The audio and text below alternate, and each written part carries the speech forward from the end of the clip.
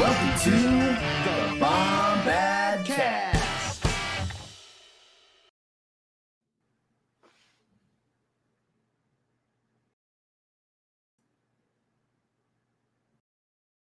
Welcome, Padawans.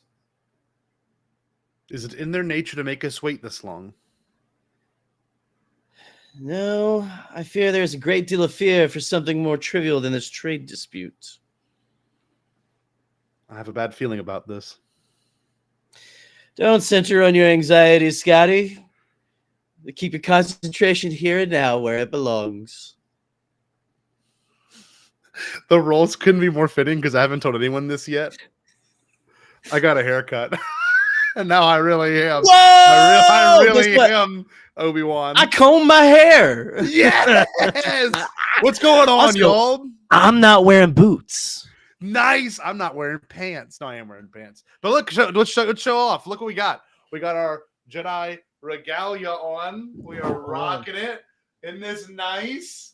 We got it made especially for these streams. So Jerry's got the was that the Qui-Gon or I think Qui-Gon's more. Is this an Obi-Wan model? Yeah. Woo! It's Yeah. airing Isn't out, that man. nice? Woo. Isn't it Yeah. nice? A little bit of, I love this. A little bit of freedom there. Yes. We- Hey, what's up, Darkside May? Thank you. Thank you. I'm glad y'all are liking the fits. One thing I will say too, shout out to Brennan Marr. We were on his podcast yesterday talking the feminist of all things, and it dropped today. Go and listen to it. It was a great discussion.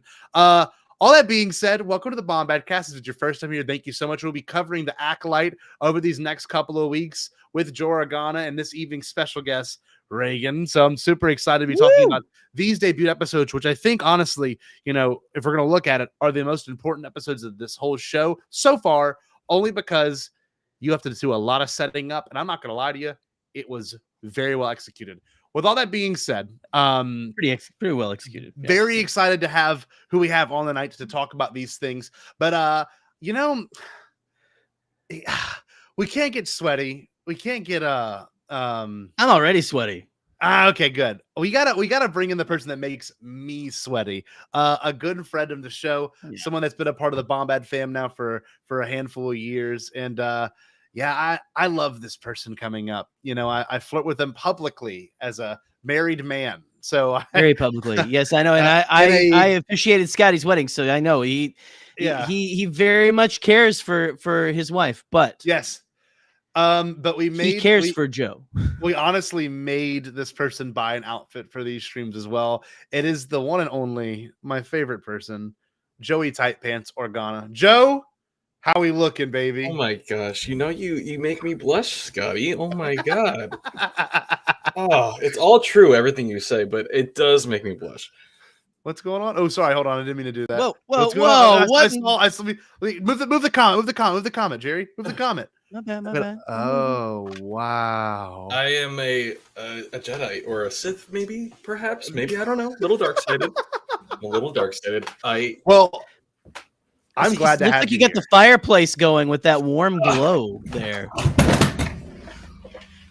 He's gone. He's gone. Oh.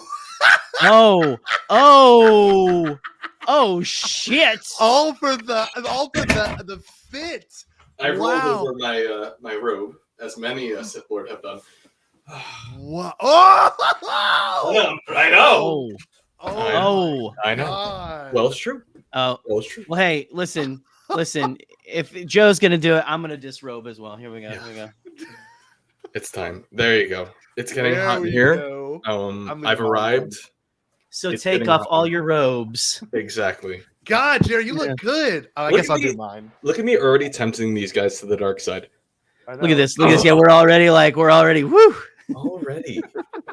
Now, we can't just have the boy power on here, the attractive man that is Joragana, without the ultimate dyad, a very beautiful woman. One of our good friends, a fan of the Bombadcast that has been around in our friend group for God, now it's almost 5 years. I remember when it's been a long time. I remember the first time. Yes. I remember the first time Reagan just like contacted us. Was like, I just want you guys to know that You guys are you're my shit. You're like Yes. we are on the same level. We are all on the same level, like just weirdness wise. And anyway, let's stop fucking talking about her and bring her in. Let's bring in Reagan. Reagan, what's going on, sister? I want you to attack me with all of your strength. Another Damn. robot. Happily. Another Happily. Oh man, Reagan, so glad to have you here. Beyond excited to be talking to you. I know you've been wanting to talk Acolyte since it was announced literally 4 years ago. So the fact that you're here, amazing. I'm super excited. I do want to give 2 quick shout outs. Yes. Number 1, today is my best friend's birthday. They will not see this for the better part of a week because they are having a blast out in the redwoods. Drea, I love you. By the time you see this, I hope you are sufficiently celebrated, even if you are currently doing so in the stupidest pair of pants that have ever been sold to a human. Happy birthday. Also, my friend Jonathan Skeens is competing in the TBA Classic World Championship this coming June 19th to the 23rd in Des Moines, Iowa. It is the largest Muay Thai tournament in the United States of America. You can go to muaythaitournaments.com. They have already posted the fighter brackets and statistics, and will have high-res images as well as the results after the event. And if there is a streaming link closer to the day, I will pop it in my IG bio. Beat the brakes off him, Johnny. Watch out for your liver, and may the force be with you both. Anyway. Yes, that was amazing. Woo, No, hell so yeah. funny. We're so not used to like people really like putting a traditional plug in like that at the top that I love that you did that. We're not used to having people on here who have friends. Actually, that's the problem. No. Oh no, Reagan, it's an honor to have you here. And you know, kind of where I wanted to start off with this conversation, to be completely honest with you all, is why are we all here? Why are we all excited? Well, when this was announced 4 years ago, we had a very vague description of it, and to be honest with you, I had no idea what to expect from it. I really thought it'd be more of like a Plagueis Palpatine show, and of course, not the case, which is great. You don't always need, you don't always need what you expect. Sometimes it's better to get what you don't expect. And yeah, when this show was announced, what was everyone's mindset at? Were they ready for another Star Wars show that was maybe Jedi focused? I don't know. Can I start? Sure. Okay, because I feel like I want to be really, really blunt when I say I am like the part of the experience of all of these shows for me has been you guys has been being able to talk about this with my very, very positive community of Star Wars friends. And what I love about all of us is like, when we have criticisms, they're always valid and they come from a good place. But I've had criticisms, and I think it's fair to say that we've had a lot of like fill in the blanks Star Wars, like even Mando to some degree. Yeah. And they haven't necessarily always done that with the most deft hands. Every single series they've done to date has had moments, but like story-wise, there have been a lot of, so I think like probably every Star Wars fan right now, I'm always excited, like blessed even to get new Star Wars, but you take it all with a little bit of a grain of salt because Disney isn't necessarily doing the best job of everything that they do right now. So I was excited because this was going to be very, very fresh new ground. I was a little stressed out because like so many people were coming into it with so much negativity. Yeah. But I thought like if anything Star Wars needed desperately was just fresh air, was just something completely uncharted, because there's only so much you can do retreading Tatooine over and over and over again. So like with that, I kind of let myself come into it with no expectations, as if I was seeing completely new content. And for that reason, I was super pleasantly surprised, So I love that you said that, because for me personally, and I'll say one thing to that, Skywalker Saga has been awesome. Very happy to be as involved as we have been the past 50 years now, coming up in a couple years. But the fact that we thought Mando would stray away from it, and it just didn't. And honestly, it was, funny that it kind of fell back into that little saga. And it's important, it plays to the story very well. But this is truly the first Star Wars story on screen that has nothing to do with anyone that is affected by that storyline yet. And you know, if Yoda shows up, Yoda shows up. But at that point, Yoda's not affected by that storyline. So I think what you said is brilliant. That was it's a big risk, but I'm so happy they took it. And apparently I was looking at a tweet before we got on. It had the biggest debut of 2024 on Disney Plus, and we're already 6 months into Disney Plus. And I don't know what else is launching in December besides or in this year besides maybe Skeleton Crew. So incredible job launching the show with all the things that were given out, all the events that, you know, look behind Reagan right there, that poster. Did you get that at the event? Monday I night? did. Yes, I did. I saw. Yeah. Ooh, I look at wish that was more, you know, worldwide, because I would have been, you know, I would have driven to like 4 hours away to see a movie, but there was none near me.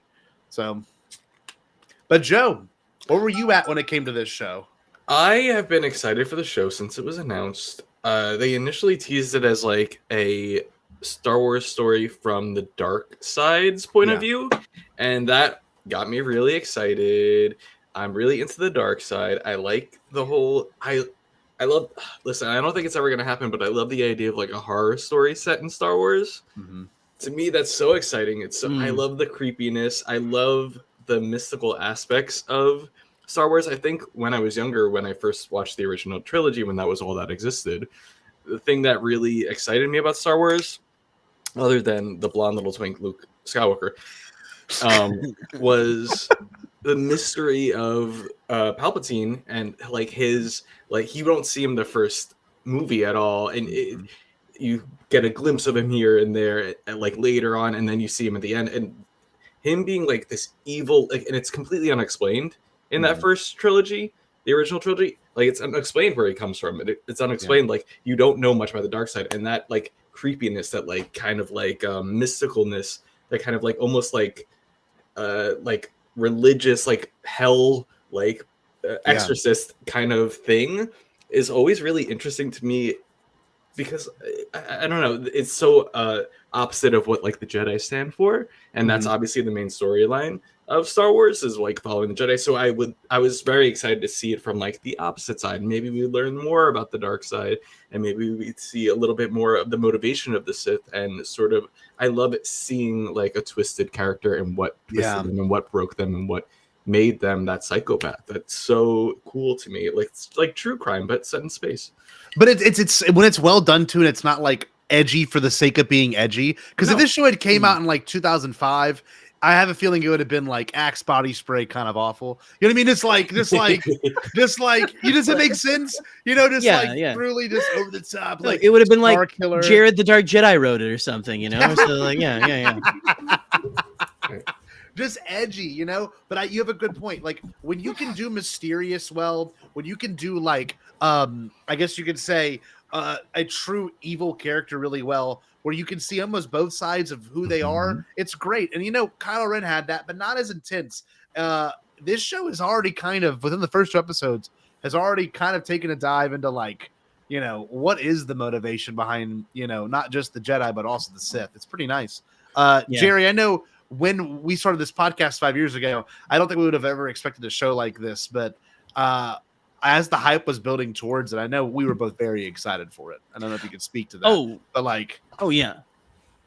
No, I mean, I have been on record as saying that this was one of my most anticipated for a long time, especially when the High Republic actually started.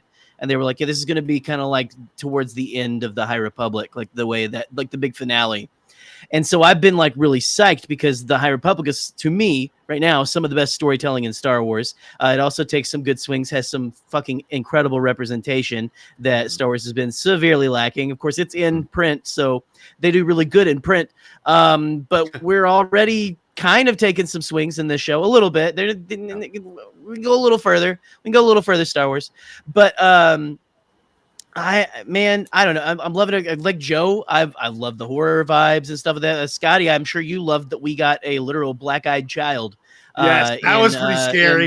No, that was terrifying. You know, listen, don't answer the door after 10 p.m., kids. Okay. Anyway, but yeah, no.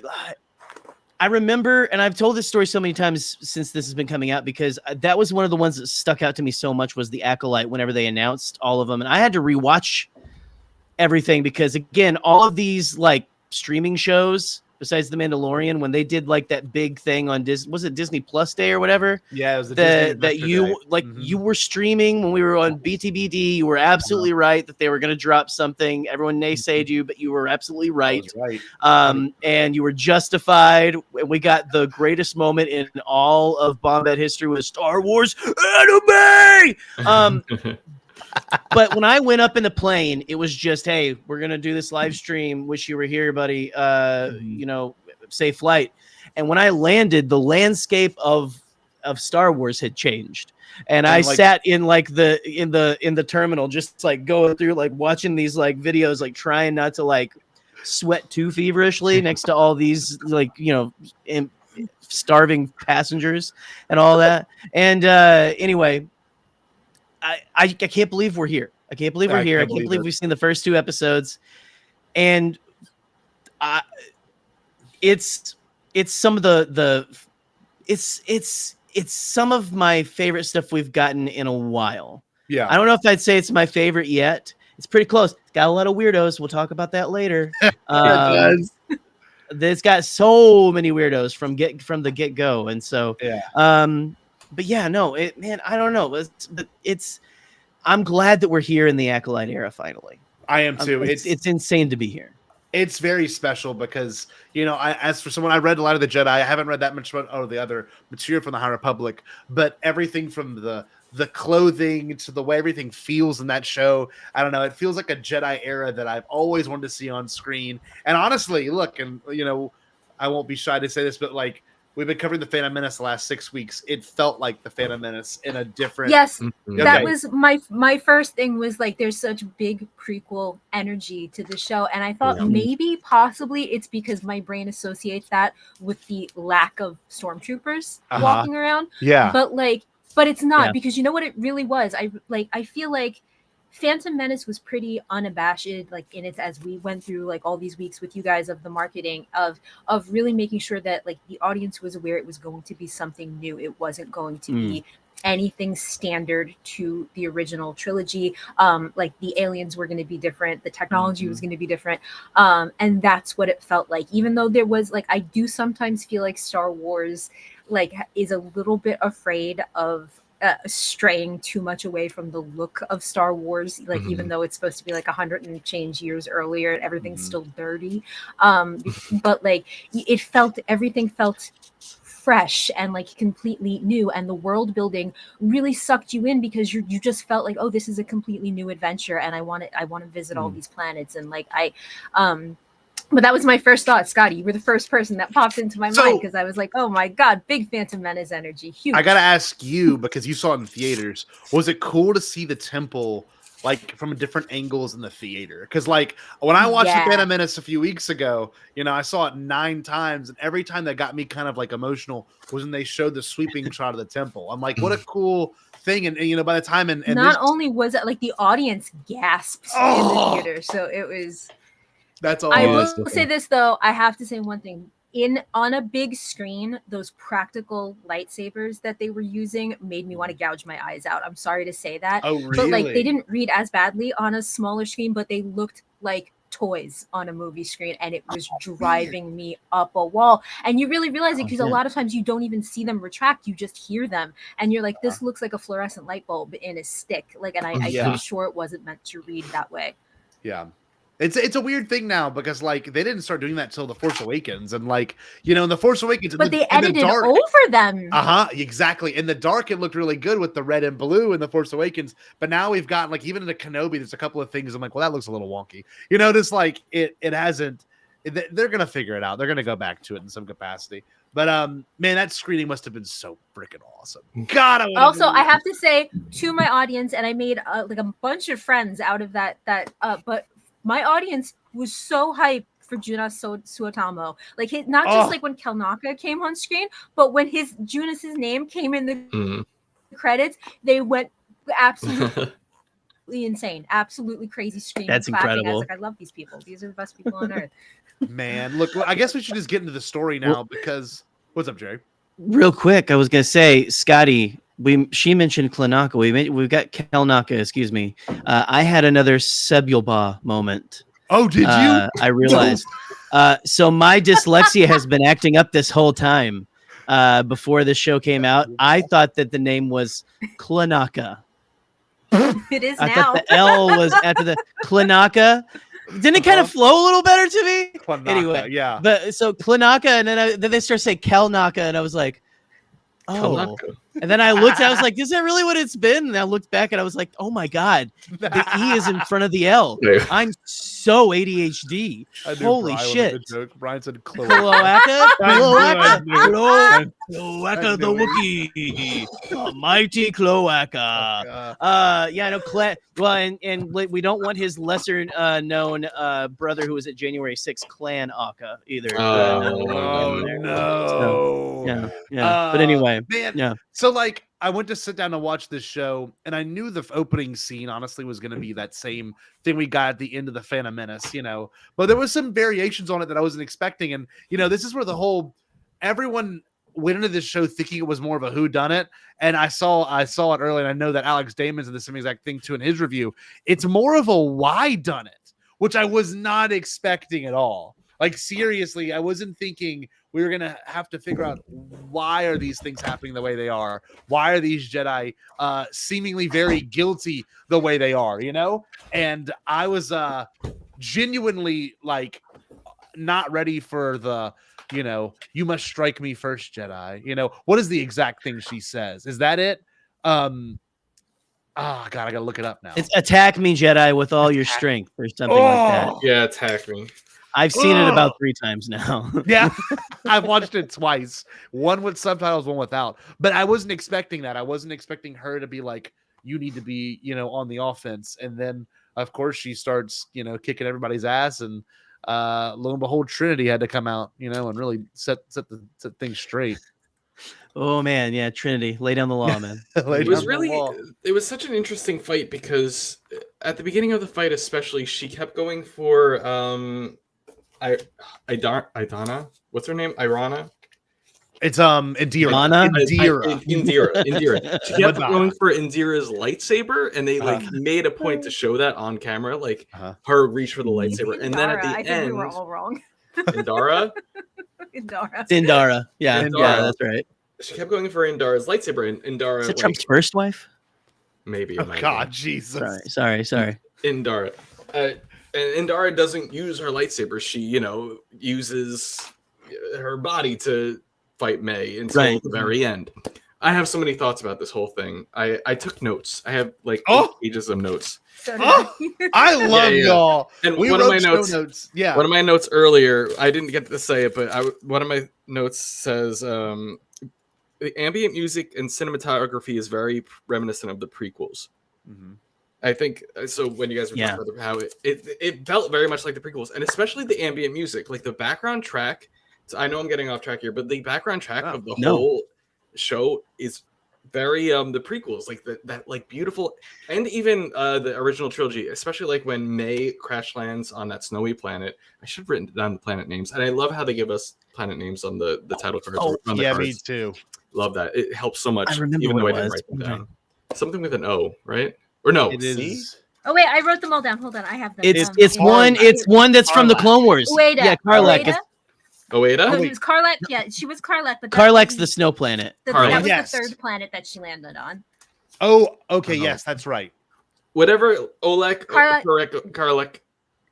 Oeka, Kloeka, whatever it is. Whatever planet Kelnaka. when she's on the ship, which I'm going to talk about that later too. I have a lot of thoughts. I'm so sorry. So I'm rambling a little bit. But when she's on that ship and she wakes up, and maybe it's after the dark force vision, the dark side vision, or whatever happened there, which I would love to talk about a little more. And the snow is falling in through the hole in the top of the ship. That ambient music in that scene, please go back and watch it. It is so reminiscent of like Luke on Hoth in Empire Strikes Back. It's so Star Wars. And I kept thinking that the whole time I was watching it. This feels so Star Wars. I mean, it's weird because this show does take big swings too on some stuff. Yeah. You know what I mean? Some unconventional things, but it's nice that familiarity is there. And honestly, I haven't really taken the time to notice the music quite like Mando. Mando is pretty in your face. Mando is just drastically different. I think that every single person who has kind of taken over doing the music from John Williams is very cognizant of motifs that he used for different settings, and like it makes so much sense. That's such a way of like kind of honoring him, like in a very similar to Hoth kind of setting. And it's like if you pay attention, you do see it all the time because he is the maestro, you know. So people always kind of want to paint from that paint box. Yeah, I heard. I was just. I feel like I heard like even an Attack of the Clones cue, like whenever the bus is coming down to get Padme or drop off Padme and Anakin before they head off to Naboo. I feel I'm like at the beginning of the first episode. I gotta go back and listen, but I feel like there's even like there's just little cues that are very like random, not like huge themes, just like, oh, that's an interesting. I don't know if you were pulling from that, but it sounds a lot like that part, that scene. So yeah, everyone needs to go back and listen to that show. Like, listen to it because it truly, like, it caught me the first time I listened to it or watched the show, and then the second time I watched it, I really honed in on it, and it was like it gave me chills because it really it was reminiscent of the prequels. It was reminiscent of the original trilogy with a lot of that ambient feel and the sound. See, that's awesome because I'd imagine, you know, Reagan, you seeing in a theater, that probably helped it. Because like when I'm at home, like I tend to focus way more on the voices, like my first couple of screenings. But now that I've kind of sat with it and I've watched it and I've listened to other people's thoughts on it, I really do need to go back and listen to the music. I agree. That's beautiful. And, you know, honestly, we don't have to stick to these show notes and like go scene by scene. I just thought that when it comes to this show, I didn't expect the twin reveal to be as quick as it was. So like full spoilers, obviously. I didn't know. I thought that would be more of a mystery the entire like first couple episodes, but within the first 10 minutes, it's already like evident that that's not May and that's someone else. And they're calling her Osha. And I love that her name is but I feel like they kind of had to do that because otherwise too much screen time would have been given to like trying to acquit her from some, you know, and I think it would have been too stressful for the audience to know that she wasn't guilty and like have everybody kind of suspecting her. Although like, you know, where the Jedi sense of anything is in like this whole thing is kind of a good, it's a question, but yeah, they did. I'm so grateful they didn't spend a lot of time because at the end of the day, as an audience member with half a brain, you're going to be like, she didn't do it. You know what I mean? You were in your mind, they're not going to really convince you. And so I love that they kind of settled it right away. Like, oh, maybe at the beginning, oh, maybe it is her. And then they kind of like right away, you're like, oh, that's not her. Did anybody also like when they cut to the younglings, right? And that one youngling who also has braids is like talking about the Force being like just a fire that was consuming everything. Didn't it seem for like half a second like that was a flashback? Because that's what I thought. Yeah, I agree. Split second, yeah. But it's funny because like when it comes to this ultimate reveal, I really do enjoy that Indara. Did I say it right? I said it right. Indara. Indara. Not Indira. That's another High Republic Jedi. That's it's right. In the books, Scott. Indara getting killed by the blade in her heart was actually a really cool like it's a very cool thematic motif that I wasn't expecting from a show. You know, like it's not like in her chest. It's like it's clearly in her heart. And I thought that was such a cool thing to do because, you know, she was gonna stop, you know, May from killing that innocent bartender, but instead, you know, she stops the blade and it hits her. And I really liked that look that May, you know, got from Indara of like, I know you're not Osha, you're May, and I can't believe this is happening. And I know why you're here, which is what I can't wait to get into. Why are these people here? Why is she hunting these people? So to go to Osha, you know, actually after that scene was such a cool cut. And of course, we got to say it. We got Nemoidians back, and they weren't. I was screaming for you, Scotty. I was like, you must be so excited right now. And they had no exaggerated dialogue. Yes, they really toned that down, didn't they? No, they did. They all have, apparently the entire species is one. They were just voice. like, no. They talk with like emphasis. Hey, by the way, you know we got those mechnics out on the rig out there. You know they're fixing things for us. See? Yeah, they talk like old gangsters now for some reason, like 1930s gangsters. I don't know, like Al Capone. Like, what was up with that? I liked it.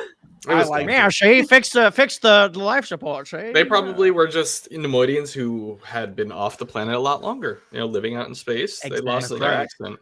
And I Yeah, loved seeing yeah, a female Nemoidian in live action for the first time, Yeah. I think. That was Yeah. really interesting. that was first time. I feel like, It wasn't was it? really good. Yeah, I Yeah. thought so. It was Maybe it in was the cool. background, but this one actually had a speaking role. Yeah, she had a speaking role. 100%. It was really cool. I made was- a See Reagan. I always love right, seeing Scotty, female. what you said she was? yeah. I said no. She's Pat Nixon. Look, I have it right here. Pat Nixon. She's Pat Oh Nixon. yeah. Oh It yeah, looks- I can see If that. it was a Reagan or a Nixon. I was. She could be Nancy She Reagan as looked well like with that Pat haircut. Nixon. I was dying, but like there was something about like they're already involved, and honestly, I think there's more to the Nemoidians that we're gonna go back to, if we're hope gonna so. really look at more stuff in the terms of the Star Wars lore. Yeah, I love that. Oh yeah, there is one. They've gone up the ventilation shaft. One's a lady. Oh yeah. Is yeah, it? Okay. It's pretty hard to sure. tell.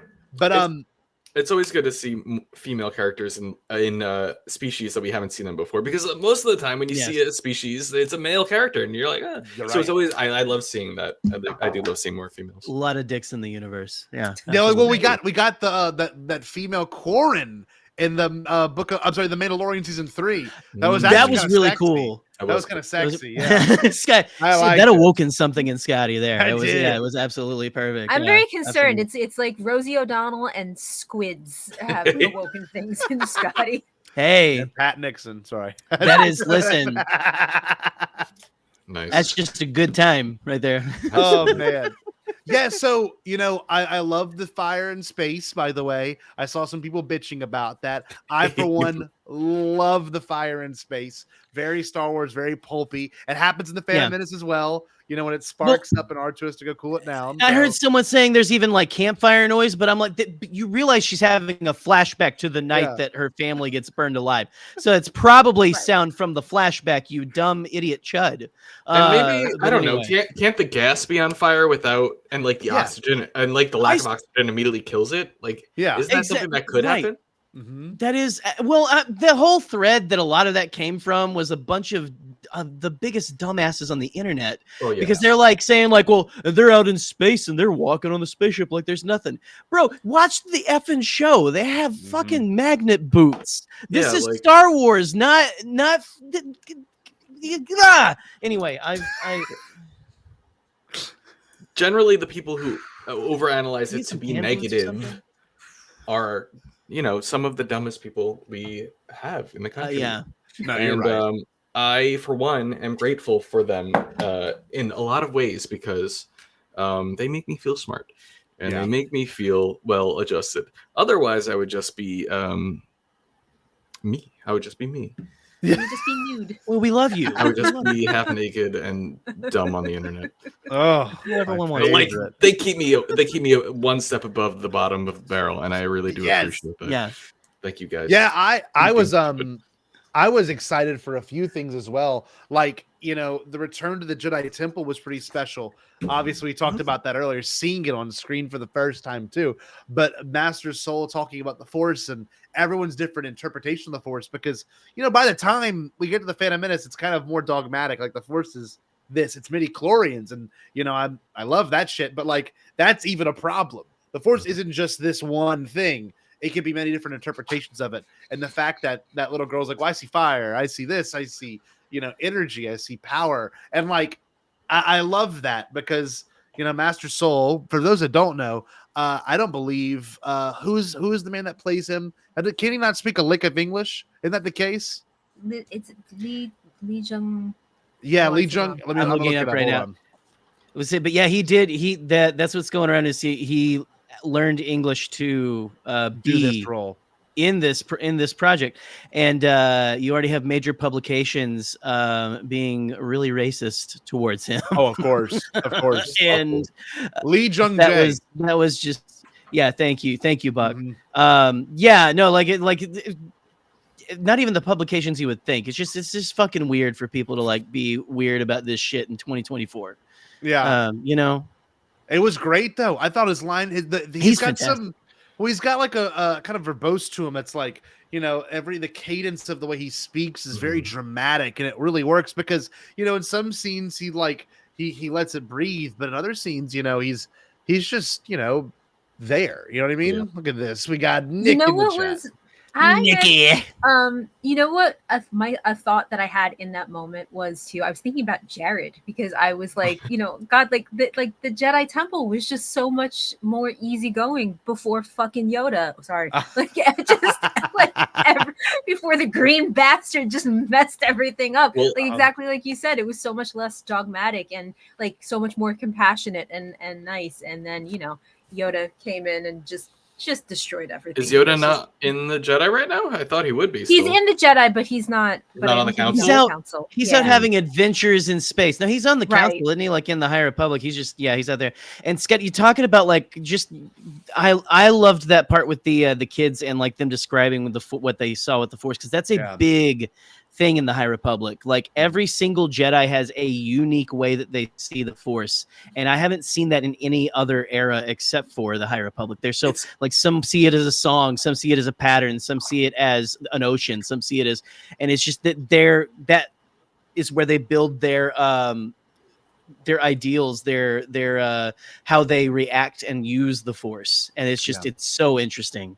It's really interesting because as someone who read the High Republic novels, it was very open, but in this show, for whatever reason, it seems like Soul is kind of the most open. Even Vernestra, who is one of the main characters in a lot of the High Republic novels, it seems a little bit more by the books, a little bit more like.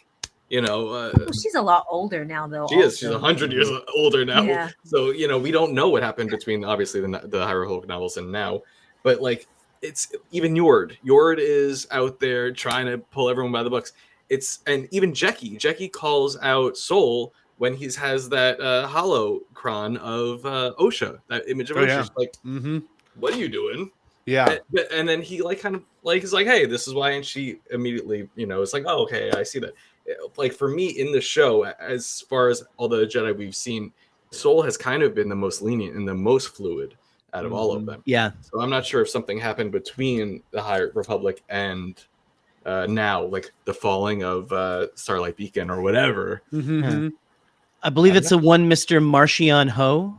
Is the reason for a lot of this probably apprehension. I have a theory on kind of why she's out for revenge and kind of what happened with the Jedi. Are we gonna right now? Like we don't want to wait till later? Wait, I feel like that's a later maybe thing. Okay, we can get the teaser later. I'm just teasing. That's just sizzle, baby. That's just. I just love that this show has threaded so many interesting things within the first episode while doing really good character introductions. Like I'm gonna be real. Sometimes shows really do fall flat at like, we got to introduce the characters for the first couple episodes, then we'll give you the plot of what you're looking for. But this has been nothing but just straightforward, like everything is getting pushed all at once, and that's a testament to Leslie Headland and the writing team, because they know exactly where they want to take the story and what nuggets they give us and what nuggets they don't give us. I love it. I think it's brilliant. I think also one thing that really that benefits the show a lot is that unlike a lot of the other Disney Plus offerings, like there's no element of like, hey, look who it is, like except for Vern, you don't, there's no wasting time on just making you excited to see somebody that you've already seen show up in the show. Your brain's not there, you're not expecting anybody, so you really are allowing yourself the time to meet these people properly. And what's going on, Joe? I was gonna say, well, I think it's also in the nature of the show, because it is sort of a murder mystery situation. Like it's kind of an old school detective mystery, and so I think there's just, I forget where I was going with that, but I think that gives you something and you learn something from it. No, I agree. I really, now honestly, I'll speak to that. Like the idea of her being, kind of convicted of this crime she didn't do. And of course, Yord, and look, I saw Nick say it earlier. I don't know how I feel about Yord right now. It's right here. I'm here to tell you, look, I got it right here. Here we go. I'm here to tell y'all, and I want to be clear up front with this on this train. Yord's the actual words where I'm like, I don't know. Yord to me is like Obi-Wan and Mace. They kind of have reasons for what they're doing, but he's also kind of Cyril Karn. You know what I mean? Yeah. Like this weird, like, see, when they were describing him as Cyril Karn in press and everything, I was like gearing up for, he's gonna be kind of like I'm a sniveling like He's not that rigid villain. though. Like, No, he's not. And like so that when I got in there and I was like, he is a little more like he's like a more uptight Obi-Wan is what it feels like. he also so has far. some like Anakin himbo qualities, which I really appreciate. A little, yeah. He was naked, and I appreciate that. Thank you to the Put girls your in the gays that clothes made the on, show. Yord. But I have something. Oh, that was the best. That was the best. I feel very suspicious about Yord because in the very beginning of the show we have Indara who said who is fighting with May, and May says a Jedi never draws their lightsaber unless they're ready to kill. Yord whips that shit out whenever he has the opportunity. He's a goddamn prequel Jedi. Every time it's out and open, and I think that's like maybe some foreshadowing to him being maybe a little bloodlusty. I think he likes pointing the finger at no. This is her that did it. This is her that did it. This is because the entire time it's like, May, like you have a history with this Osha. person. Yeah. Well, yeah, I'm sorry, yeah, Osha. You have a history with this person. Like, why do you think she'd be the one to go and kill, a master that you all trained under, right? So But also, here is the Jedi ability to read people's feelings. Like, why is it just not present in this show? The only one that seems to be doing it is Soul. He's the only one who's like feeling her energy and sensing where she is and stuff like and believing her when she's telling the truth.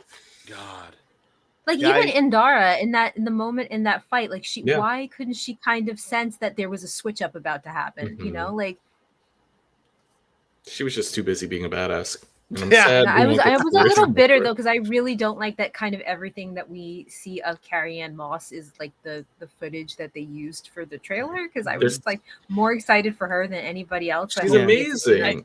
I think we've definitely got flashbacks coming, so we don't know how many of those we're gonna get. But and I know that's like now we've got her in flashbacks. That's kind of like it did seem like she was gonna be a bigger part. Of course, to this, but I'm hoping we get a lot more of the flashbacks and everything. Like maybe we even, what if we get like some Last Jedi style, like Rashomon, like different perspective stuff, man. That would be amazing. I'm just salivating now. Yeah. Holy shit. I think it's important to acknowledge this too, because we said it before, we're gonna say it again. I really enjoyed Andor, but we know what Andor lacked. And I think everyone can agree there was not as many alien creatures or weirdos in that show as there really could have been. Now, all that being said, this show has fed, I know, Jerry and I's appetite. And one particular scene that I wanted to look at was the breakout from the little prison break they had. Oh my God. Talk about weirdos. I shot out a tweet about that. I don't know if you saw that the guy who says "Bye-bye, Jedi Killer," the actor actually shared my tweet and like. Go look. He said, "I said, right dude, now. You're instantly classic now with that line." He's like, well, I wasn't gonna hold that arm and not utilize it. Yes. That whole scene. Yes, May. Prison weirdos, 100%. I'm drooling talking about this. No, like from the very beginning, even like when she like goes, the guy that she pays at the gate who has like a bong attached to his helmet or something, was incredible. The noodle aliens are incredible. The little kid that hugs the dad's leg absolutely broke me. But to go to the prison scene, and we got what's that? I came up with names for a lot of those guys. I don't know if you saw. We got Tentacle Head, okay. Crazy Steve waves the arm. We've got let me see who else. CD player Cinnabite. You can guess which one that is. And then finally, last but not least, we have Kramer the Barbarian at the very last episode. And every single one of them. And also, I love the way they're talking about that parasite on his face that looks like a mask, like Marjorie Taylor Greene talks about actual masks like during the pandemic and stuff. Anyway, all of this scene. I love that. Chair droids, okay. The chair droids. Oh my god. Please, y'all talk. Imagine sitting on one of those guys and they turn on. Jeez. 100%. Like Listen, they're you gonna market that as some kind of gaming chair. I promise you that will happen within the next year. Hopefully they gaming have chair, but listen, you'll also find some of those on adamandeve.com. Absolutely. That's what I'm saying, dude. Oh my god. See, He would just hug you from behind so weirdo- softly. My favorite But window is the one with the head flap, like Yeah. whipped and launched. Like Dude, a the chameleon head song. tentacle was so good. When It it was starts to really cool. come up, I'm like, because when I first saw him, did anyone else think it was one of the shark guys? Yeah. Yes. Like Yeah. a Carcadon or whatever. Uh-huh. I thought it was like one of the shark guys, and then that tentacle starts coming off. I'm like, what the hell is going on? I am in heaven. Holy shit. Oh, I it's love so how much I cool. thought like the parasite face guy. Like my immediate thought was that he had very big Elon Sleaze Begano energy, and then Very. he basically has the He same did. character arc. Yeah. I love how he wakes up and just starts screaming, runs for the pod, and leaves her. Yeah. But like, does he? And then he's like, "Oh yeah, I left her behind on purpose." At the end, I'm like, "Bro, you didn't even know where the hell you were." Yeah. It was interesting though, like it was interesting how Soul like cleared his like whatever mental illness that man was clearly like suffering from. He like cleared it with the Force for a second. That was really interesting. I like that too. I just love that, like, the term Jedi killer was finally used. I don't know if y'all know that, or I'm sure some of you are aware. But Jedi killer was like what the name they gave Kylo Ren in all the Star Wars Right. concept art, and they have never said the phrase Jedi killer on screen.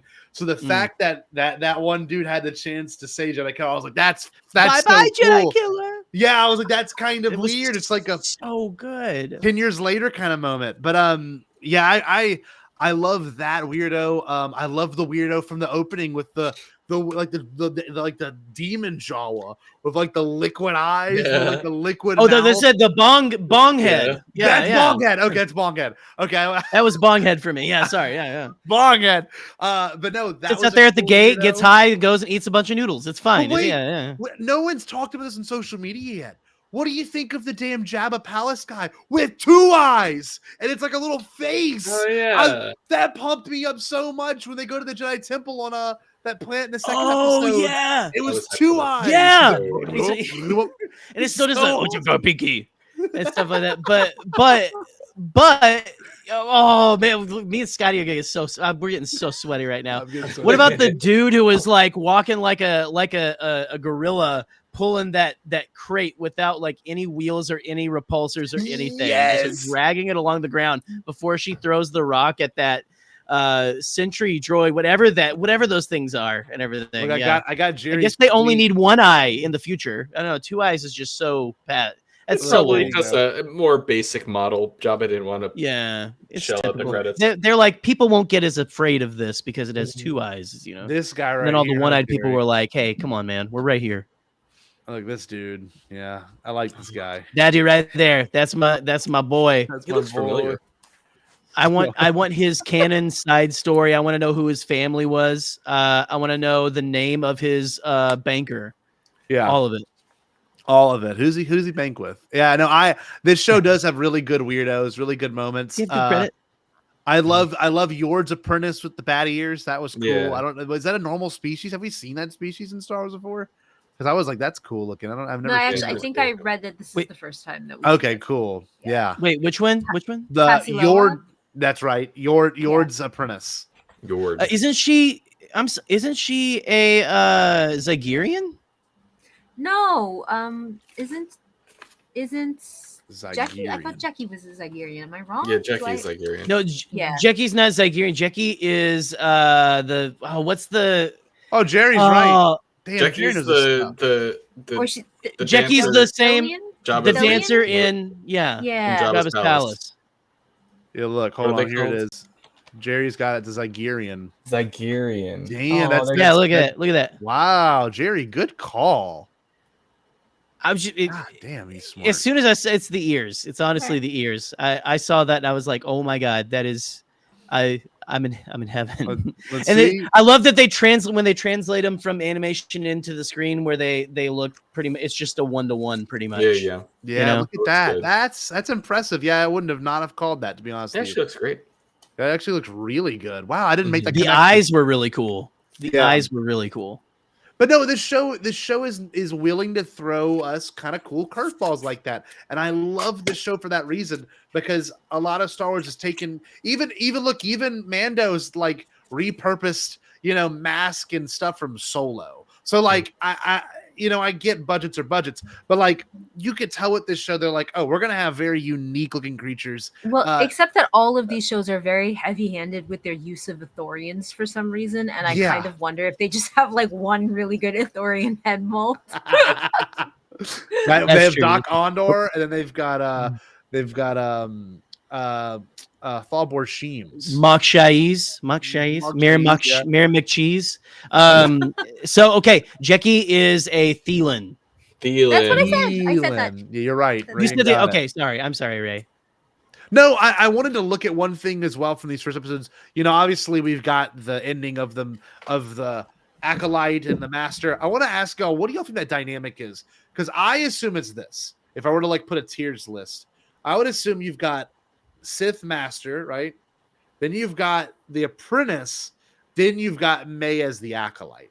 Where we have the Apprentice trying to overthrow the Master using May. Does that make sense? Because that's where I think it's at, or it could be a multiple different things. I don't know. That's what I assume. That's what I'm leaning. I think everyone automatically assumes that May is the Apprentice, but I feel like we are like there's someone even bigger pulling the strings. I think someone is Smiley Helmet's boss. Yeah. Yes. Yeah. Yes. It felt What like if it's kind of like a Dooku doesn't like where does he fit in this situation kind of situation, you know? What if it's Quymir?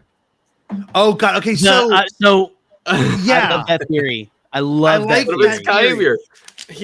He's one, very sexy, and I never trust anyone very sexy. Right. And no, they're too two, sexy. He's acting dumb and drunk, which is something that some of us do. And you never trust someone that does that because they are. I feel like he knows more than he's leading on, and that doesn't. I feel like he has obviously like nefarious intentions probably and would kill May in a hot second, but I don't get a sense. I mean, if they reveal him as being like actually really powerful, that would be interesting, but because I'm not getting that sense from him at all, but then that would make it all the juicier, you know? Yeah. I feel I mean if they took because everyone's always like talking about that damn Darth Jar Jar theory. And stuff, but like if you took the concept of like, but if you took someone that concept and had like a character that was like, oh, that's clearly not because they're so, that would be so cool to have someone be that deceptive. That's what's so cool about the show is honestly it could be anybody. We don't know who it's going to be because this is before anybody that we've ever seen. So I mean, anyone could be the Sith. It's like a game of Clue. It's so cool. It's like it could be him. It could be people are thinking Yord, which I don't necessarily think that, but I mean, like I'm excited to get all these twists and turns again. Or sexy theory holds true with Yord as well. And That's I did true. write down. That's true. I did write down Very fizzled in relation to Quymir, Darth Jar Jar, because I thought that was like. Very Darth Jar Jar. The whole thing of Quymir is the bad guy. That reminds me of like Darth Jar Jar. Yeah. And I like what Nick just said here too as well. Like the fact that he did say he ran guns for the Hutts, right? So he ran work for the Hutts as well.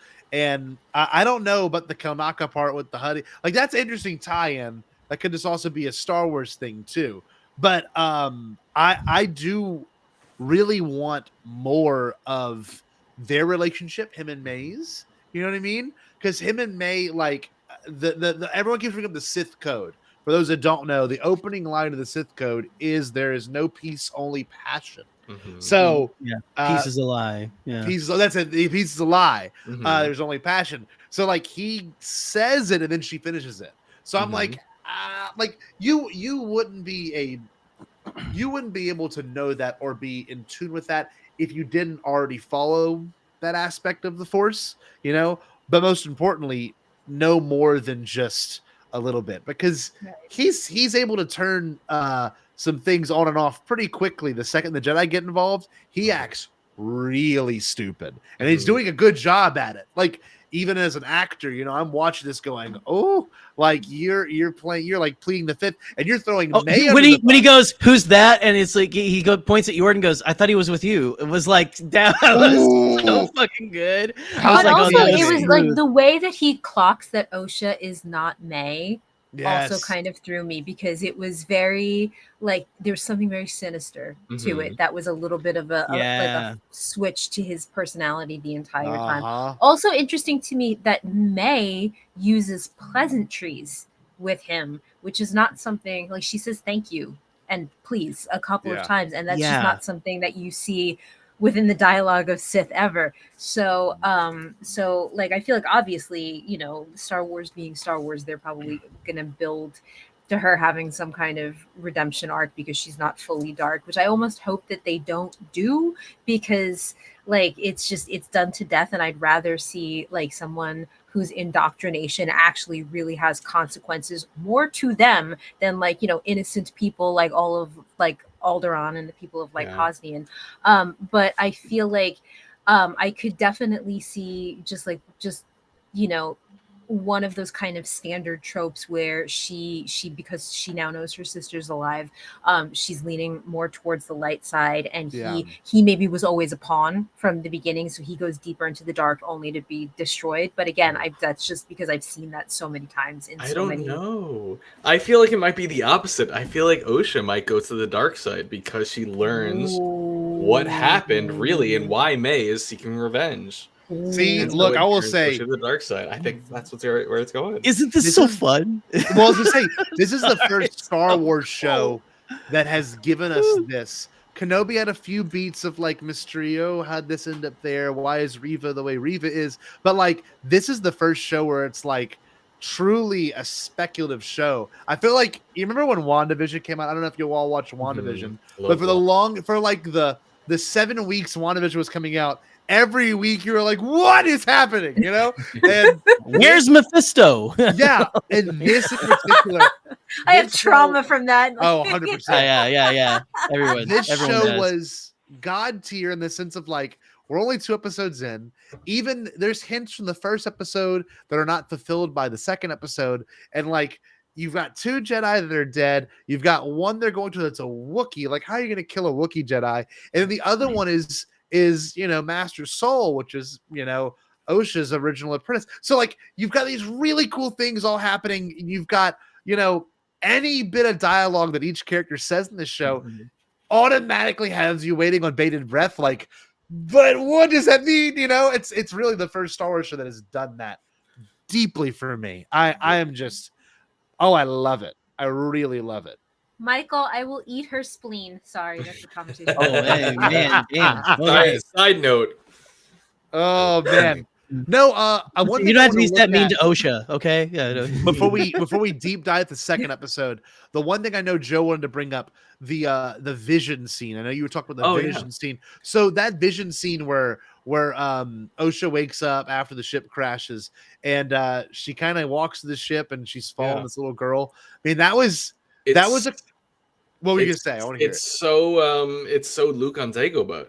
You know what I mean? It's very dark side cave, and I was like, she's having a dark side vision right now, and then she is, because she wakes up on the ship again later, and I don't know. That's another clue. There's so many clues in the show, and that's what I'm loving. Like, it's like watching. It's like watching a mystery, and it is, I guess, technically watching a mystery. And there's just so many little things, and that's what I'm loving about this show right now. Is all the little things I'm picking up and be like, ooh, that's gonna mean something. That's gonna mean something. That's interesting. That kind of connects to that over there, even though they're 2 different characters.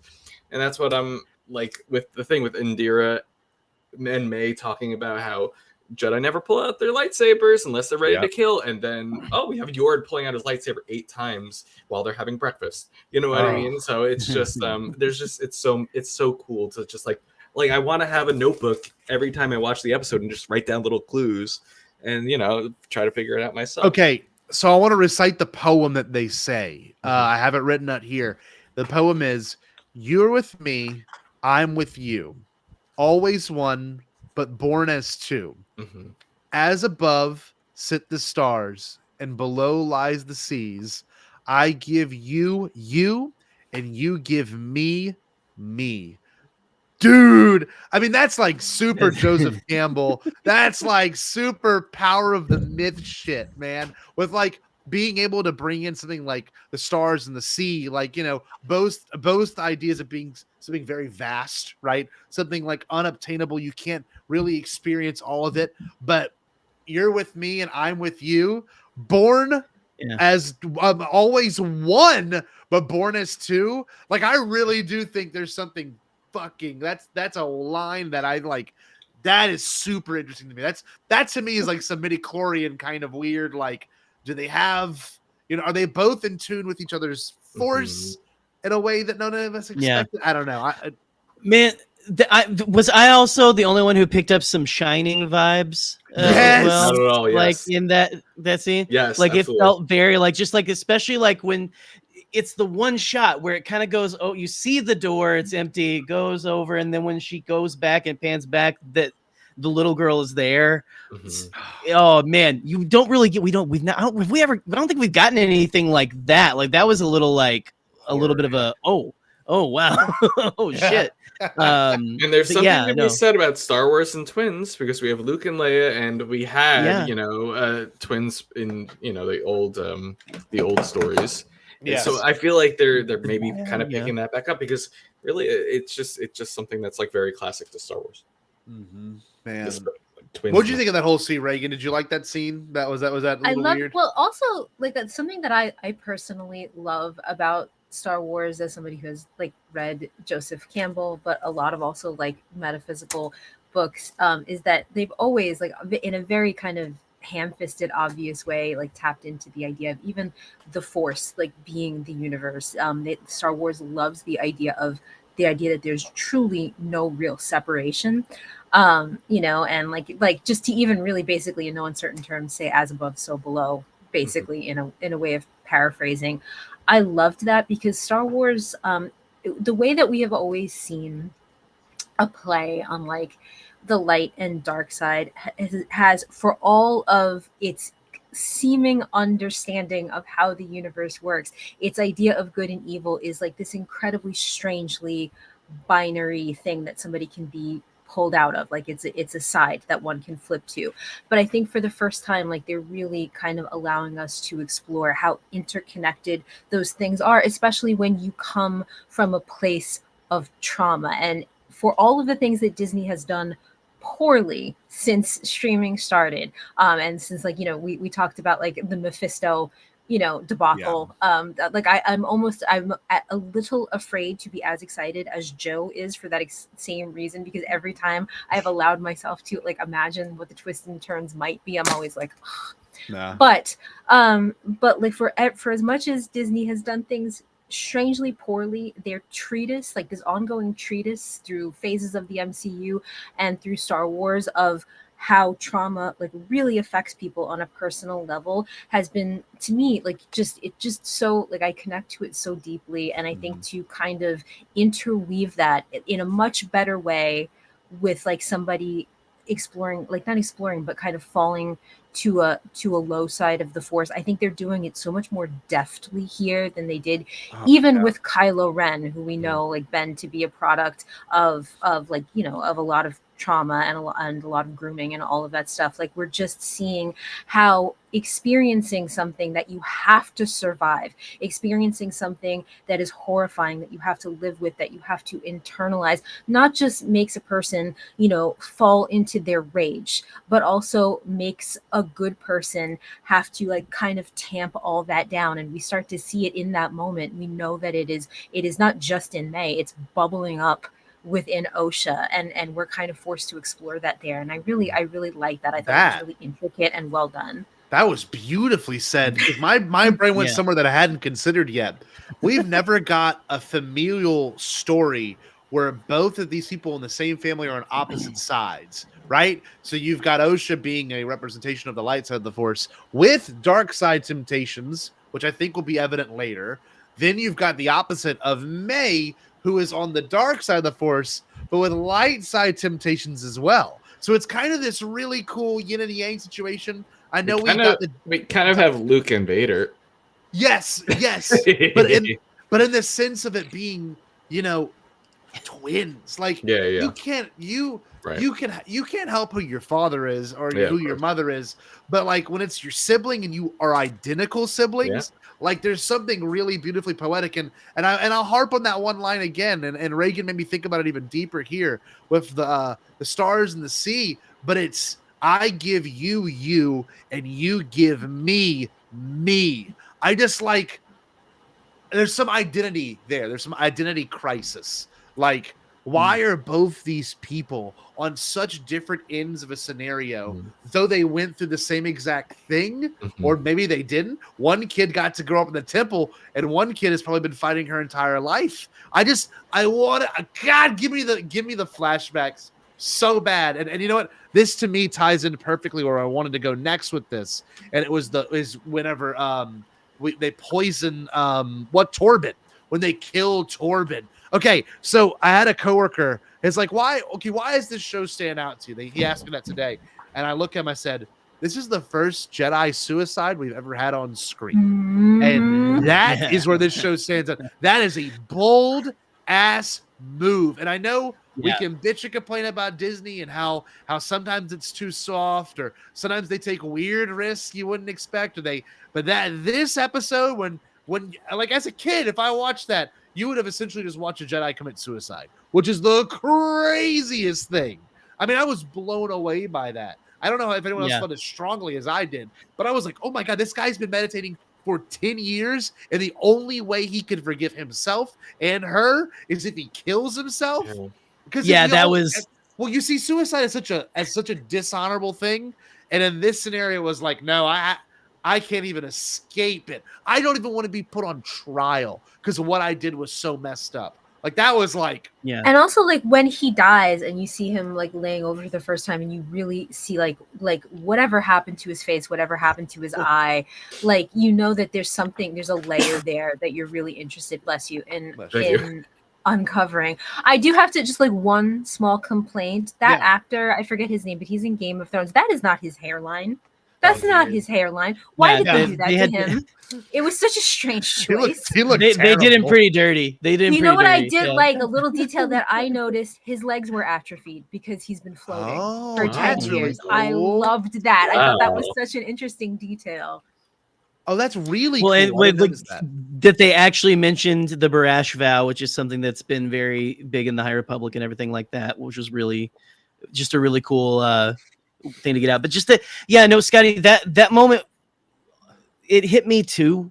But just because like it just really it really gets your mind reeling on what the hell did they do? What the hell did a Jedi do that he's like, you know what? I'm going to take this way out. I'm going to take this piece. And you're right, May. This is better. No fight. So why did Indara, so willingly die as well? Yes, because Michael. she really did. You know what I mean? Indara also, but it's all like it's like they feel like they deserve it or something. Well, like, why is Kelnaka a recluse? But the only person that has no trepidation of being back in the temple is Soul. So like, I'm like, maybe he's the fucked up one. Like, I really, if that might be the big reveal. Honestly, it's so weird. And look, I got a picture of our boy. I think I know what happened. I think I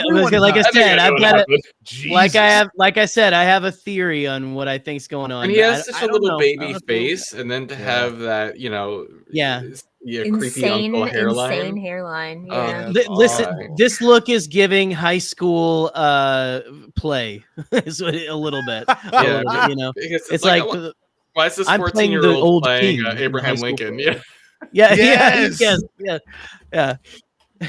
I'm Julius Caesar in the play. I'm a junior in high school. Hello. Like I drove home, like I watched it at work today when I was doing my side hustle at my job right now over the summer, and I was watching it while I was at work, and I'm like, oh, we just watched a Jedi kill himself. Like that's crazy. I don't know, like that's growing up. That would not have been in my Star Wars. Honestly, like I just. That was a bold move. I'm happy. We've seen some pretty gruesome deaths in Star Wars, but like to willingly shoot this was just like, Jesus Christ. I don't know. The fact that he would rather kill himself than just go to the Jedi Council and talk to them. Oh like, my God. That was the big thing. Oh, right? And what is that something against the council, or is that against how bad of what they did? I think how bad what they did is what the implication is. That's crazy. I mean, it is what it is. But like, I agree here, Savage. I mean, like, they did start the fire, but like, they honestly, they would have had to have had a reason to. But like, maybe that's my hubris. Maybe I want the Jedi to have a reason to start the fire. You know what I mean? Like, maybe they just want. I think I know the reason. I think I know the reason too. That's my theory. That's my theory. What is it? Wait, what It do all you goes think? back to the beginning card. That the crawl. That's not really a crawl. The card explaining. And the first couple sentences, they say there's a powerful few learning to use the Force in their own special the Jedi way. need to get rid of them. They come to this planet. Can I say my theory? Yes. They come to this planet. They find a coven of women or people, villagers, who are learning the Force. Who's probably not all light-sided. They're using dark and light or whatever. And they're like, "Oh, this is dark. This is dork-sided. Yeah, this is dork-sided. This is not of God. We need to cull this situation." Mama, that hairline is definitely a televangelist hairline. Mama, give me my matches. Give me my matches, baby. And they light a fire. That's Uncle Baby Billy hairline. That's crazy. That's my theory. I love that. Yeah. Damn. Okay, so Jerry, what was your theory then? My theory is more based on kind of the arc of the High Republic, right? Okay. Because this is all kind of like flowing from a place of we're seeing the Jedi lose, get disillusioned and lose their innocence in a way. And you have this cult at the very beginning of the High Republic that called the Path of the Open Hand. That turns into the Nihil. The Nihil come out of that cult. And then in the trailer, we have this woman named the Mother or something who is a coven over the Coven of Witches. They look pretty strikingly similar to the Path of the Open Hand from like 200 years earlier. And if you remember when Indara is fighting May, her hair gets moved to the side. She has the exact same symbol as the Mother does. Who's the leader of the Path of the Open Hand? The Mother. I believe that the Jedi went there. They had heard the stories of the Nihil, how they had the creatures that could turn a Jedi into a husk. They're the only things the Jedi feared at that time because they thought the Sith were dead. And they were like, we can't let these people come back. And they killed every one of them. They started the fire out of fear of what happened 100 years earlier happening again. See, and I like that. I like that, but also we have to rationalize this too. How do we get a character like Osha getting a chance to move on, but May doesn't? That's where I'm stuck on, right? Like, why didn't May get the same opportunities? And I know Soul claims I saw her die and like had to pause for a minute before saying it. Like, I just, the show is doing it for me. That's the thing, man. Just want it in my mouth tomorrow, Joe. Sorry. I had to say one horny thing. No, so obviously one thing I do want to kind of reflect on too is the fight scenes, which are like, there's like, two really intense fight scenes. One thing I will say that I love so much is that they're keeping the angles and the shots wide. They're not immediately cutting to close-ups of what looks like fake, martial arts. They choreography was on point. Knife play was on point. I will say though, in the theater, May's stunt double is very, very obvious. Oh, really? Okay. Oh, man. See, look, it's so weird because on TV, or at least on my 60-inch TV, it's like, whoa, it looks really, you know what I mean? I mean, the choreography was spectacular. And again, all the more reason I'm like a little heartsick that all we got of Carrie Ann Moss. was minutes, and I really hope that if there's more of her, if there's flashbacks, she better be fighting. I want to see her kick ass so badly because the choreo's really I think good. we're gonna see her kill innocents. I mean, we might, but I also feel like because we children. know later on in the series we're getting the first nudity in the history of Star Wars, true. which is like, guys. But I think if we have that, and then we have like really, really like a good handful of like well executed fight scenes, I think a lot of the people who hate it just to hate it are going to be very quiet. Well, see, look, and funny enough, I've been saying this for months, Reagan, because this plays really well into your point. And I'm just saying it because I really think it's gonna happen. When this show is the show that brings Plagueis into the fold, which I really do think it will, these people that are like, actually, the Acolyte was like pretty good aside from all the woke LGBT nonsense. They're gonna. It's the second they bring this fanboy wet dream character into the fold, everyone's gonna be like, they're gonna be like, well, actually, the Acolyte was kind of sick aside from all the women and it was all right. Yeah, exactly. It was all right. They still should have floated in space, but it was all right. No, the second episode, the one thing I can complain about, we can always voice our complaints here. Everyone is welcome to say what they didn't like. I don't like how these episodes end, but the first one ended really cool. It's my one complaint. They're very abrupt. They're very abrupt. It's Mando like, okay, all right, we're done. We're done. Okay. I like Mando because Mando's got like the yeah. And you're like, okay, all right, and then it cuts, usually. But like Andor even had some pretty cool like walking towards the camera moments, and then of course with Kenobi, you could feel that the episode's ending. This, however, you're like, then we have to, Kelnaka, who's on this planet, and what's the planet called? Let me see. I have it. Cloaca? Klofar. Klofar. And like, Quimir says it. And I was like, oh, I didn't call him Queefier. Sorry. No. It sounds like that's what I heard. I'm sorry. Yeah, no, anyway, but like talking about Kelnaka, whatever. Yeah, they're talking about Cloaca.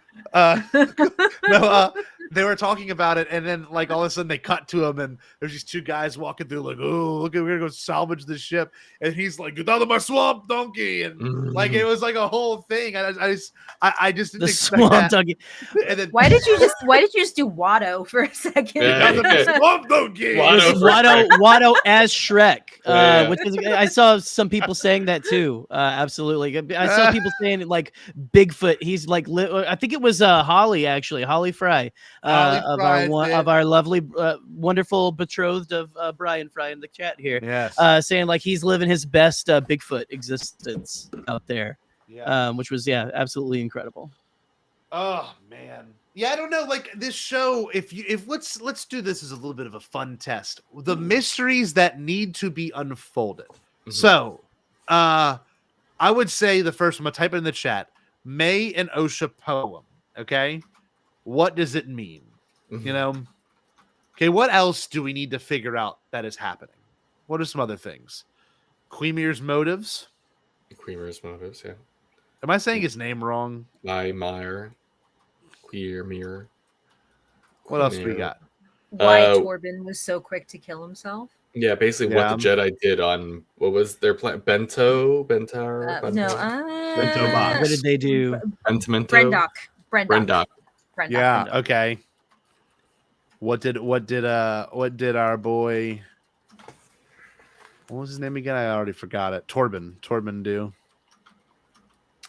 They're just not as good as Torben Buckets of Blood. Just saying. I bet he can't even bake. So. Why not? No, there's just like. Also, what else, Reagan? Like who is the not Kylo Ren dark side guy? Smiley face. Yeah. What do they call him? They call him something in the subtitles. The what? I feel like that's somehow going to be revealed to be a woman. I think so too. That was one. I wrote that down as well. Oh man! Well, is there any other notes y'all wanted to go over that y'all wrote down? Because I don't want to rush y'all away. A very slender wrist. Some beautiful research. All I wrote down was 2 jokes, so we're good. Anyway.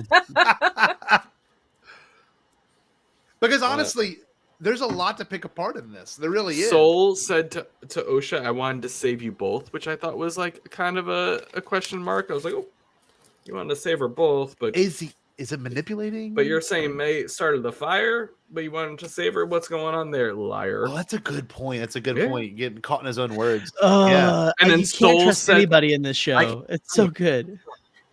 Soul's told Yord his fear was clouding his judgment. Dork-sided. That's dork-sided. Do you know that I'm friends with that lady on TikTok? Are you really?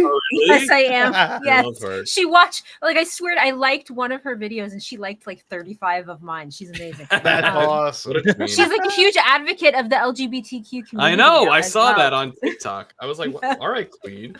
Oh, Yeah, that's dude. awesome. There's just so much going on in the show. I have so many notes. I could well, talk about look- anything you want for an hour. Soul's opening line is, your eyes can deceive you, right? And like, obviously, it's a play on like the May Osha thing, sure, whatever. But I also think it's a play on him as a character. My eyes can deceive me. I see an innocent man teaching these children. You know what I mean? And like, I was listening to Force Center cover this last night. I listened to Star Wars Explained cover it as well. And like, maybe, and this is really dark, and I don't mean to bring the vibe down, but maybe it really does come down to like an actual idea of abuse. That Jedi are abusing these things. It could be a literal play on like, the Catholic Church having so much abuse in its, in its temple and its sacred places that it's just covered up, right? The Jedi are fallible. Like they're open to failure, just like every other religion sect is. Yeah. But And I they are think not it's superheroes. Yeah. Like, No. more than that, like, I don't think to like frame it necessarily in a purely religious sense. I think it would be really interesting to finally play more on Luke's entire point in The Last Jedi, which is, that like the Jedi did fail time and again. And that they were human and that they did have all of this hubris that tripped them up. And it's good to finally see it on screen, because I honestly think that as a society, we're in a place right now where the idea of like good guys versus bad guys really no longer exists. Like, everything is so muddled and so gray, and Star Wars has existed in this stupid place of like, there's no gray Jedi, there's no middle ground of the Force. And I think this is the series to finally say, screw that. Like obviously there is a gray area, and the Jedi are not like these shining examples of like, moralistic perfection. They are living creatures and they are fallible just like anyone. And I really want to see that on screen, because I've had complaints with the Jedi forever. So for me, it's really refreshing. I agree with that too, Reagan. It's weird to like see your heroes fall from grace.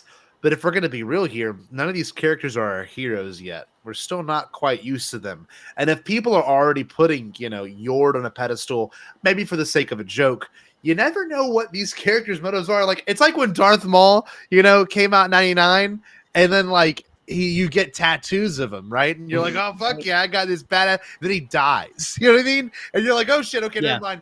And then he comes back and he has this beautiful arc in the Clone Wars of like, yes, he wants revenge, He everything he thought was true was a lie, and then you get him in Rebels, and he finally dies in the arms of his, the one that actually took his life away from him. And he's like, as long as this ends that Palpatine reign, that's all that matters to him in his last moments. Like, Darth Maul went from being just some fucking, look at this fucking tattoo, bro, I got this one night sick, to like being a really developed character. And Yord, obviously these characters don't show up in the prequels at any point.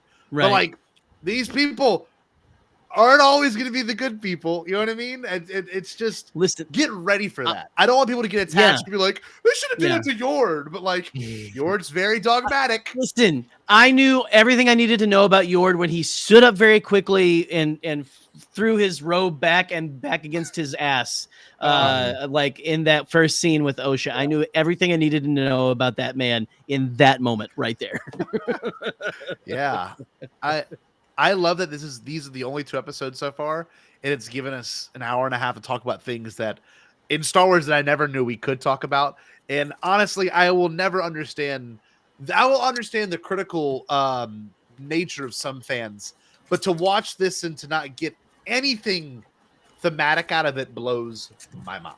You know what I mean? Like, I think, maybe hopefully because this is just, it's such a breath of fresh air.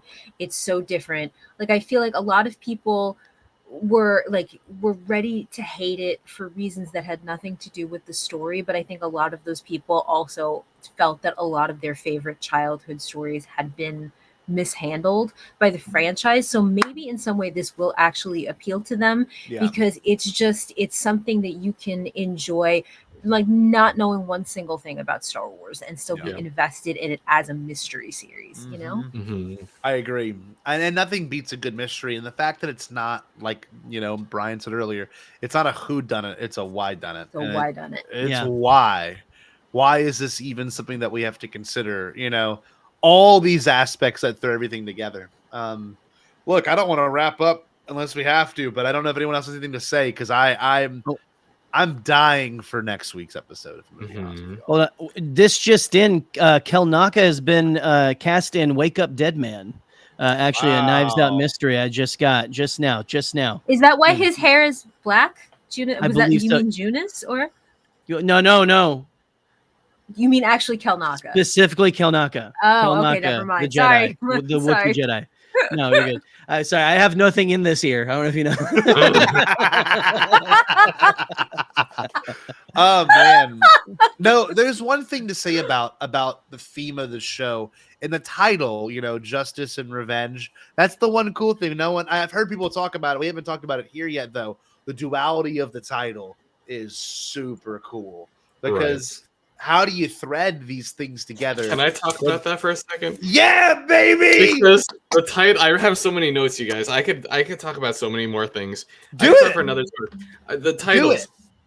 Both episode 1 and episode 2 have like 2 titles. I'm thinking one of those titles is for Osha and one of them is for May. Like Osha's getting justice, Yeah. May is getting revenge, etc., etc. And I think it's gonna keep going that way. Hello. Anyway, but what if it could be the opposite?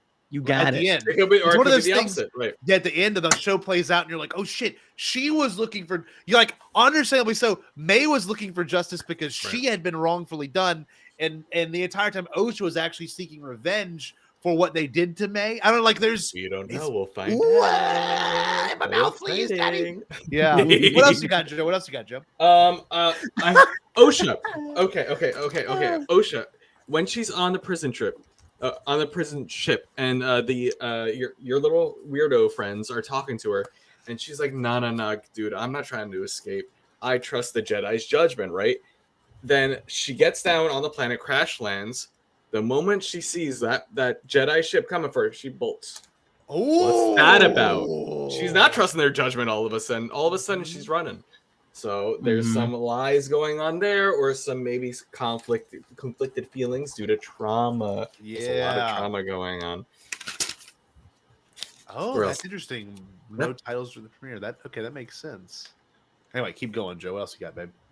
An Acolyte kills without a weapon. An Acolyte kills the dream. So the smiley face is talking about kind of killing them mentally, not so much physically. Mm-hmm. So I don't think May necessarily needs to kill them. She just needs to break them. Mm-hmm. I was thinking that might be something. Yeah. But also, how did the dark side user know to go after May? Like, how does someone who is an apprentice possibly to another Sith Lord like know to go after this broken person? That's where I'm kind of interested, because you got to think, at the time of this, there was force sensitive people everywhere, and it was okay to be force sensitive.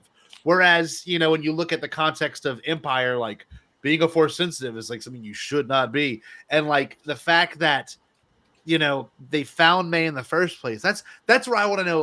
As much as I care about, like, well, who started the fire and where that all happened, how did May end up where she's at with this smiley face dude? You know what I mean? Like, I mean, it could go back to her home planet, and my theory of the people there developing the Force in their own way, learning about it in their own way. It could have been one of her leaders that found her after that, survived afterwards, and is now, all right, now we're gonna go full dark side, bitch. If you want to burn down my forest, all right, fine, we're gonna take it and dial it up to 100, and it could be a continuation of that. There's lots of I'm really wondering how Soul thought May died because she doesn't have any burns on her body that we can see. Nope. To her face, at least, So I'm really interested. Although that could see be it. why she's wearing Right. armor almost up to her neck. Very true. Very true. Oh, It'll be interesting. That's something else I thought about as well. The costume design choice is very, very interesting. And I one really thing- tried very hard. I painted this to try to. It looks to make it- amazing. Oh, it looks Well, amazing. I'm gonna bring you big, it right? looks so good, by the way. I'm gonna exactly bring you like Ray. it. Look at It looks this. great. It's fucking awesome. Great fit. The thumbnail looks amazing. And by the way, I does. can't thank you both enough for the opportunity of like dressing for this kind of stuff and doing this. Yeah. You know, leading You guys into this killed it. silly You bit. really did. Anytime you but tell me to dress up, I do it, buddy. But look, ooh. This is interesting too because this kind of ties back into the poem. But the fact that you said this, right? You've got where my poem go? I had it written down right here. Penis in my mouth. Where's it at? Sorry, what was that? Say that again. We damn couldn't it, hear you what- speak up a little bit. Yeah. penis.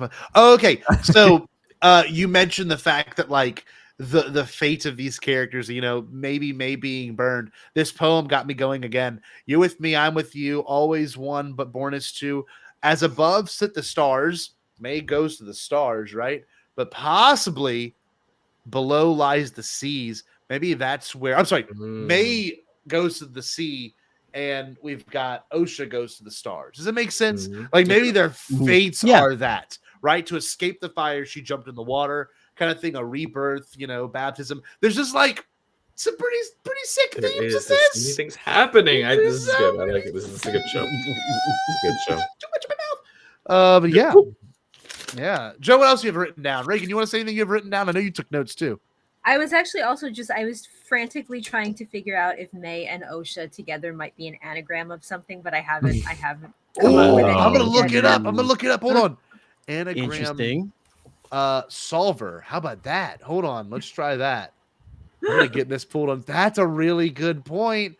Writers, man. Writers are brilliant.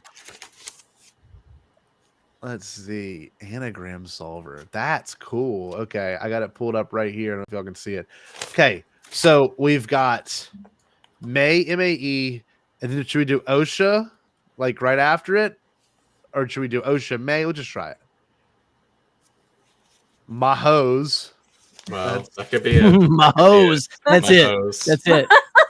Yeah. Emo. I got my hose. Homes. No, there's nothing there. Hold on. Let's see. Mahos. Flex is Adanesia.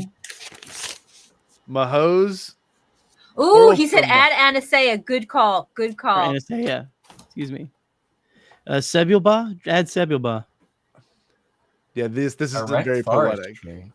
Yeah, that's what it says. An erect forestry of Cuba and Jamaica having It's variably hairy too, hairy Will. leaves and orange or yellow and red flowers yields a moderately dense timber for cabinet work and gun stocks. Nice. Shrubby tree widely distributed along the tropical shores yields a light, tough wood used for canoe outriggers and a fiber used for cordage and caulk, often cultivated for ornament. Yeah, maybe Maho was not. Something to be said. But add Anasea. I think that's a good idea. He was right. Okay, so Anasea, how do they spell it? Let me look. I think I have A-N-I-S-E-Y-A. S-E-Y-A. Yeah. S-E-Y-A. Here we go. Yeah. Hominess, shamanese, and shaman. Oh, shamanese. That could be good. Because to be a shaman is like, yeah, you practice shamanism. Well, hold on. What else do we have? So you're like a religious person. Amnesia. Amnesia. Ooh. Oh. Oh. Uh-oh. Shaminas, plural of shamina, is an ornate tent pavilion or marquee. Wow. Okay, hold on. Hominess, a property of being homey. Well, Well, dude, I like Yeah, amnesia. but that's what like when I hang out with the homies, you know? Yeah. Let's see. Now that's interesting. Essay. Let's see. Wonder if there's another way I can just Google this. Hope it doesn't take me to some porn site. All right, Osmania University. Interesting. We'll ask Chat GPT. Be like, hey, figure this out for us. we're confused. No, that's cool. I kind of like the idea of it being anagram. So amnesia. I like that. Amnesia's possible, right? I mean, that's Interesting. On Osha's side, maybe. Yeah, interesting. Joe, anything else you want to bring up, sweetheart? I wrote down. I thought it was weird that Vernestra brought up their political enemies and how they needed to cover it up again. Yeah, covering up happening. that was interesting. Absolutely. Wonder who the chancellor is at this time. Yes, I would love to see a little bit more about the politics. I know that's kind of like, but I would love to see it. Well, Hey, look, listen, the naysayers can shut the fuck up. I wanted to. Yeah, I always say this, and I say this with Bad Batch too. There's a reason why screeners, when they go out, they only go out for like the first 4 episodes of a show or the first like 8 episodes of a show, because the other half is going to have things like that, which we're asking for. Obviously answers, but most importantly, like the politics. You don't just do a drop like that and not fulfill it. You know what I mean? Like there's definitely, I mean, if we get a Galactic Senate scene, I'm going to be crying. You know what I mean? And it's not impossible, because if this is, very Phantom Menace heavy, I mean, it can totally happen. I'm very excited for this show. I am. Yes. I am. great- So is there any, do we want to speculate anymore? I think we've done a ton of speculating tonight. I just wonder, We've not squeezed every drop almost. is Kalnaka gonna kick some ass next week? Is it gonna be something we don't expect? Where we going with this? I think we're gonna have some Wookiee sashimi happening, and it's gonna be over and done. She's gonna make a nice fur coat for the winter. Oh my God, killing Shit. Kalnaka! I do. What? Unfortunately, listen. I love a Wookiee. You know what? but I could see it happening though. I feel like maybe possibly the only Jedi that survives this, if at all, is Sol. I mean, they're not going to kill Vern, probably, but Probably. but I could see Kalnaka dying. That would be, Yeah. Oh my God. I will say, didn't we get like a shot of him fighting Yord though? Yes, but that was that flashback. So, But was Yord there in the No, flashback? because he would have been too young, right? we can Yeah, watch he would the have been trailer. Osha's age. Because remember, Osha and him were like, "Oh, you made night Best and dudes, stuff." yeah. You remember? Yeah. Oh, weird. I don't know. And wait, Reagan, that- But he wait, still was that listen, wait. Was that the first nude scene, Kalnaka? Because he did come out. he was completely new. He was He was- completely he had new. I just- think Where that was where it. y'all did they really say we're gonna get the first Star Wars nude yes, scene in this? yes, and they have not only a nude scene but sex. Like they got an intimacy coordinator and everything. maybe it's this. Maybe I Maybe can't. it's this. Maybe I can't show this But one I to my want to parents, see so they come up. this. Give me some of the scissoring. It's gonna be Kalnaka and Yord. That fight scene was That's just what a it is. preamble to love making. Yeah, like it's like a Pirates of the Caribbean style, like when they're getting married or something, but Yeah. then they're gonna fuck at the end of it. Right, and then Yord's gonna spit up a hairball. Oh, I love this. I Beautiful. love this. Beautiful. Reagan, are you pumped for the rest of this season? Are you looking I am forward so to it? pumped. I am so pumped. It's like really difficult because like my boss is a big Star Wars guy. He's probably watching this, and he's like he's kind of very on the Phantom Menace side of the Force. So he's just Oh. immediately like he's so angry about it. So Yeah. it's gonna be a difficult like 8 weeks or so. Yeah. But I'm so excited. I mean I'm just to be able to invest in a Star Wars series without it being all about like my own nostalgia is such a Oh. refreshing, nice feeling for me, Yes. And that's how Phantom Menace kind of felt, because Phantom Menace wasn't playing on nostalgia. Phantom Menace was playing on something utterly fresh and new, and I feel like timing the re-release in theaters of Phantom Menace right before this show was so brilliant because the energy is so similar. Yes. Like it primed you. Like,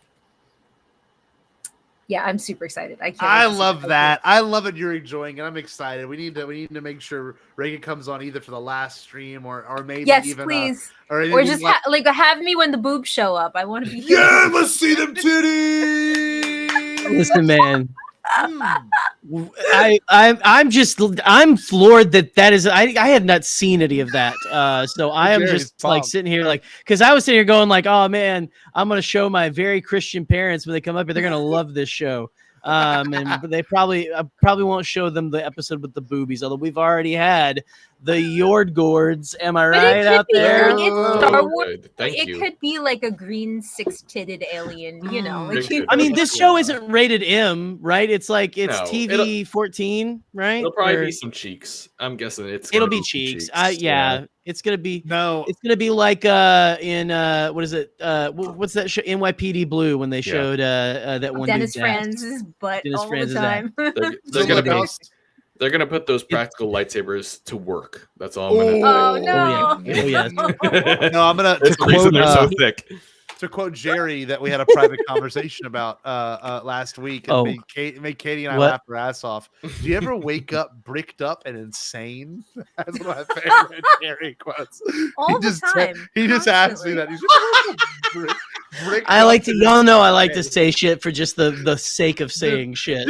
I love bricked up and insane. Like I'm going nuts. I know Joe knows. Yes. Yeah. My mom's texting me. Good night, Mom. Yeah, also, shout out to my therapist who's probably watching. Yeah, here we go. Yeah, Jerry's therapist. Bricked up and insane. Oh yeah. Oh yeah. No, for mental health.